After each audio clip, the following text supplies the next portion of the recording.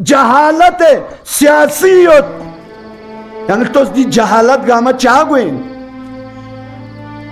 दीन पोची जरत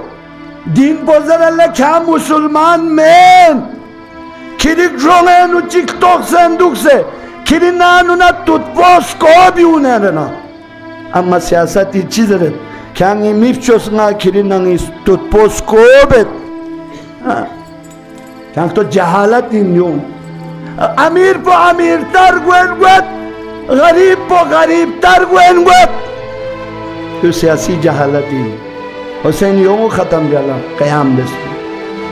थलबसपुर खन पो अजीज़ जुनतंग खन पो अजीज़ जिनके आंगन में अमीरी के शजर लगता है उनके हर बात ज़माने को हुनर लगता है। जिसके पास पैसा हो प्रॉपर्टी हो जिसके कपड़े साफ हो सुथरा हो उनके बात तो अमीर को जो है ना बहुत पसंद है, लीडर को भी पसंद है। लेकिन वो गरीब है, गरीब तक तो कब तक है? वोट लेने तक गरीब के घर पर है, माला लेके गरीब के घर तक है, लेकिन वोट लेने के बाद इख्तिदार पे आने के बाद गरीब तो गरीब 20 साल कॉन्ट्रैक्ट पे है लेकिन उसका पुरसान हाल नहीं है। जो अमीर है उनके भाई उनके दामाद उनके सारे या कोई ठेकेदार है या कोई नौकरी पे है। हुसैन याद जहालत को ख़त्म भी